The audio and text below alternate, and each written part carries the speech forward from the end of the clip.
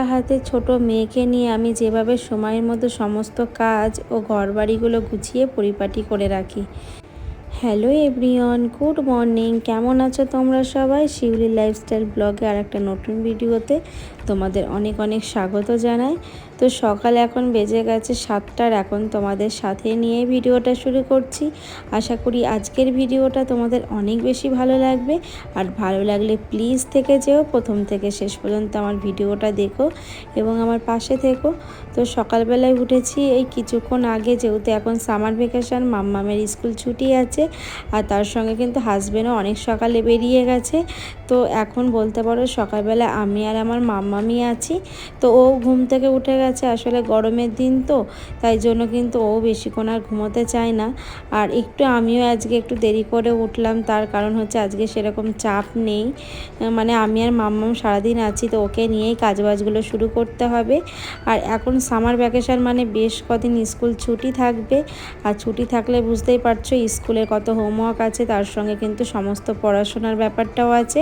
তো সেইগুলোও দেখতে হবে, আর তার সঙ্গে কিন্তু আমাকে সংসারে কাজবাজও করতে হবে।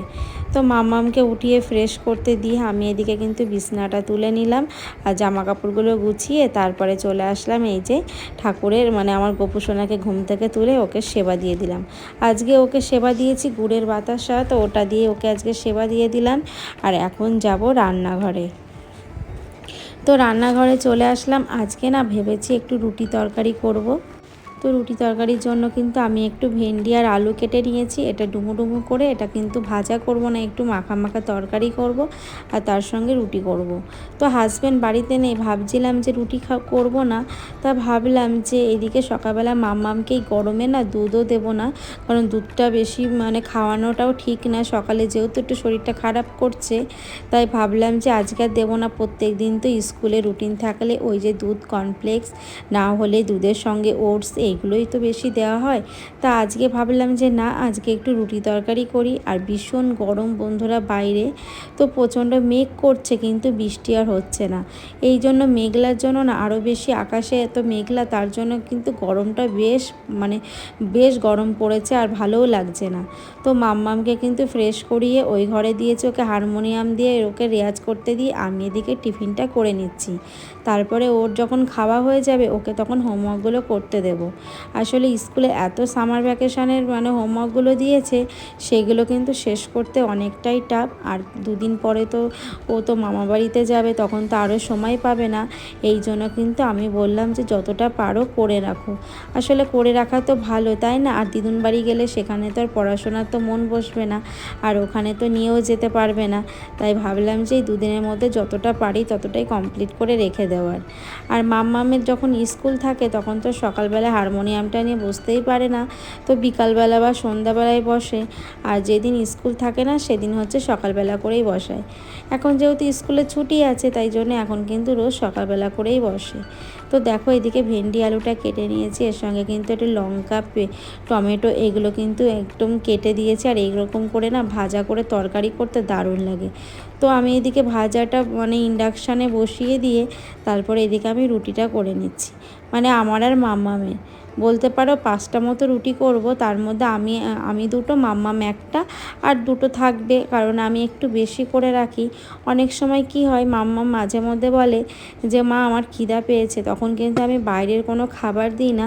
ওই রুটিটাকে একটু ডিম দিয়ে অমলেট করে এগরোলের মতো করে দিই, না হলে কিন্তু একটু জ্যাম বা সস দিয়ে লাগিয়ে দিলে না ওকে খাইয়ে দিলে বেশ খেয়ে নেয়। আসলে বাচ্চাদের কিন্তু বাইরের খাবারের থেকে ঘরের খাবারগুলো যদি একটু বুদ্ধি করে খাওয়ানো যায় তাহলে ওদের শরীরটাও ভালো থাকে, তার সঙ্গে কিন্তু ওদের মনটাও কিন্তু অনেক ভালো হয়ে যায়। আর আমি সবসময় চেষ্টা করি যে এরকম করে কিছু কিছু রান্না করে যদি ওকে খাওয়াতে পারি তাহলে কিন্তু বাইরের খাবারের কোনো নেশাই থাকে না।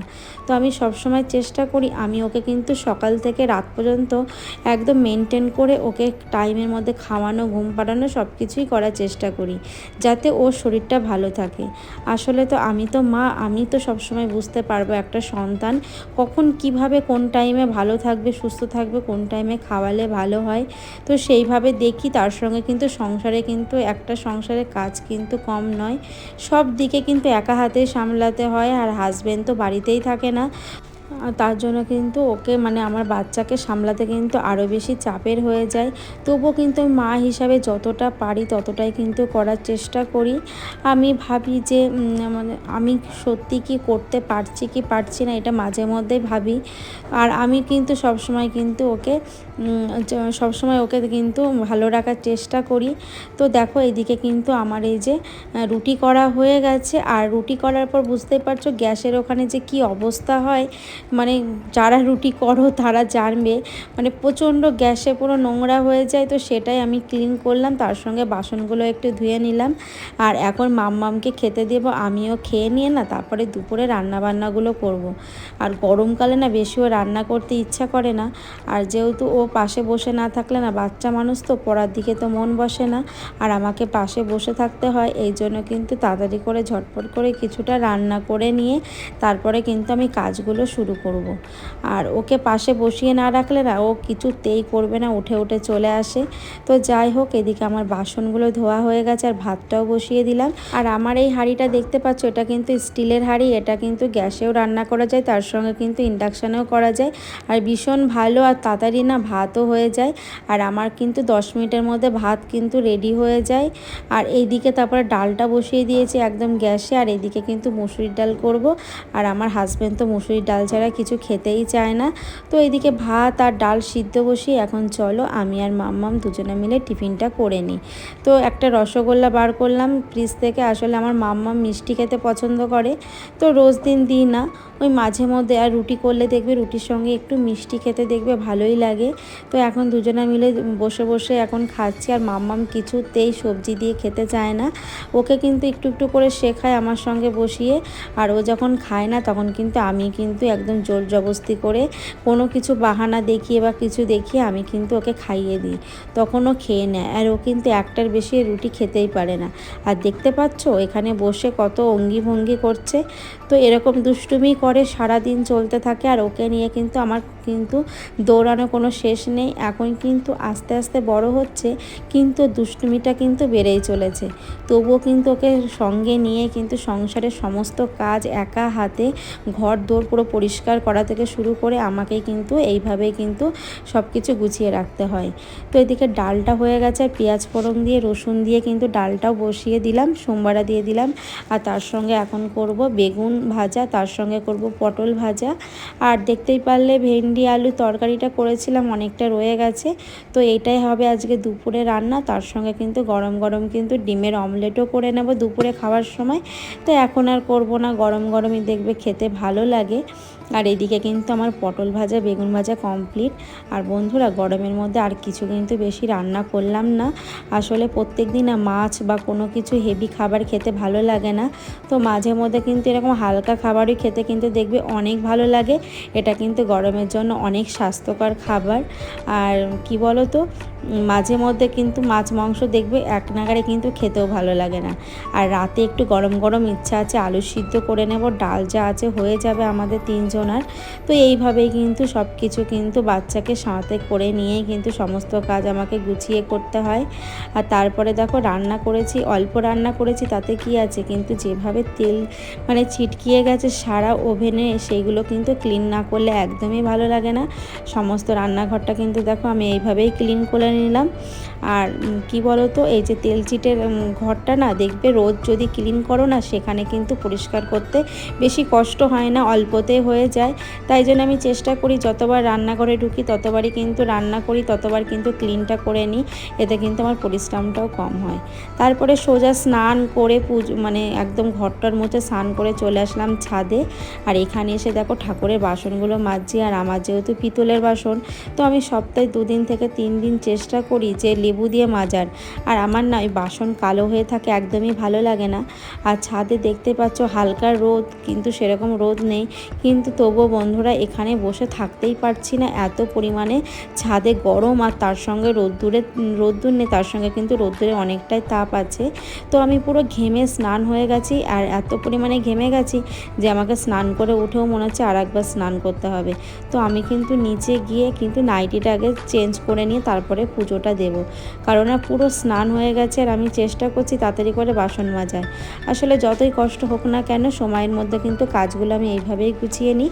আর এদিকে কিন্তু আমি স্নান করার আগে মাম্মামকেও স্নান করিয়ে দিয়েছি। আর দেখো আমাদের ছাদে কি সুন্দর ফুল ফুটেছে, দেখো কত সুন্দর লাগছে তাই না? তো এখন ছাদ থেকে দেখো ফুল নিয়ে নিচ্ছি। আর এইগুলো কিন্তু আমার শাশুড়ি মাই লাগিয়েছে। আসলে যে কটা ফুল হয় উনিও কিছুটা নেয়, আমিও কিছুটা নিই, হয়ে যায়। আর এখন যেহেতু গরম পড়ে গেছে, ছাদের এই টাটকা রোদ্দুরে ফুলগুলো না সব শুকিয়ে যাচ্ছে। আর দেখো পুরো গাছে কিন্তু সেইভাবে ফুল হচ্ছেও না, দুবেলা করে জল দেওয়া হচ্ছে তবুও কিন্তু গাছে হচ্ছে না। আর এদিকে আঙুর গাছে দেখতে পাচ্ছ পাতাগুলো কি পরিমাণে হয়েছে, কিন্তু এখনও কিন্তু আঙুর ফল হয়নি। মানে এবছরে এখনও ধরেনি, প্রত্যেক বছরে কিন্তু এই সময় হয়ে যায়। তো যাই হোক, তারপরে ছাদ থেকে নিচে চলে আসলাম। দেখো আমার বাসন মাজা কমপ্লিট, এখন চলো পুজোটা দিয়ে নিই। তো সমস্ত ঠাকুরকে ফুল দিয়ে আমার কিন্তু পুজো দেওয়া কমপ্লিট। আর আজকে কিন্তু ঠাকুরকে দিয়েছি সেবাতে দুপুরে আম। তো যাই হোক, পুজো দেওয়া হয়ে গেছে আর বন্ধুরা আমাদের খাওয়া দাওয়া হয়ে গেছে। দেখতে পাচ্ছ আমি নাইটিটাও চেঞ্জ করে নিয়েছি। আসলে যেটা কেচে দিয়েছিলাম সেই নাইটিটাই দেখলাম এসে শুকিয়েও গেছে ব্যালকনিতে, এত পরিমাণে রোদ দিচ্ছে, তো এটাই পরে নিলাম। তাহলে চলো বন্ধুরা, আর বেশি কথা বাড়াবো না, ভিডিওটা এখানেই শেষ করছি। তোমাদের কেমন লাগলো জানিও। তোমাদের যদি ভিডিওটা কোনো অংশে একটু ভালো লেগে থাকে অবশ্যই একটা লাইক কমেন্ট করো। সবাই ভালো থেকো, সুস্থ থেকো, টাটা।